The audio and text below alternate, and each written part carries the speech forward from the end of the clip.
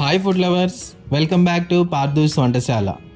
ఇవాళ మన వంటశాలలో జ్యూసీగా ఉండే గులాబ్ జామ్ ఎలా తయారు చేసుకోవాలో తెలుసుకుందాం. అందుకోసం ఒక గిన్నెలో 3 కప్పుల గులాబ్ జామ్ పౌడర్ తీసుకొని 1 కప్పు కాచి చల్లార్చిన పాలు కొద్దిగా వేస్తూ మెత్తని ముద్దలా కలుపుకోవాలి. ఇప్పుడు 2 టేబుల్ స్పూన్ల నెయ్యి వేసి ఒకసారి కలిపి 15 నిమిషాల పాటు పక్కన పెట్టుకోండి. పాకం కోసం స్టవ్ ఆన్ చేసి ఒక గిన్నెలో 3 కప్పుల బెల్లం తురుము, 4 కప్పుల నీళ్లు వేసి బెల్లం కరిగే వరకు మరిగించుకోవాలి. తీపిని ఎక్కువగా ఇష్టపడే వాళ్ళు మరో 1/2 కప్పు బెల్లం తురుము కూడా వేసుకోవచ్చు. ఈ పాకం మరిగేలోపు ముందుగా కలుపుకున్న పిండిని చిన్న ఉండలుగా చేసుకోవాలి.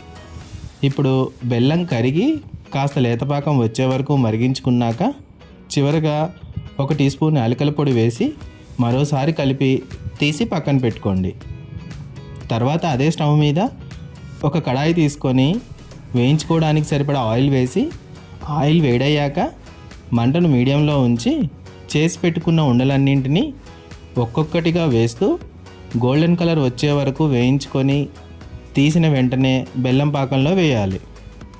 మనం రెగ్యులర్గా చేసుకునే చక్కెర పాకం అయితే 1 అరగంట పాటు నానితే సరిపోతుంది. కానీ బెల్లం పాకంలో 1 గంట నానిన తర్వాత తీసి సర్వ్ చేసుకోవడమే. అంతే అండి, జ్యూసీ గులాబ్ జామ్ రెడీ. ఈ వీడియో కనుక మీకు నచ్చినట్లయితే లైక్ చేసి అందరికీ షేర్ చేయండి. ఇలాంటి మరెన్నో వీడియోల కోసం మన ఛానల్ని సబ్స్క్రైబ్ చేసుకోండి.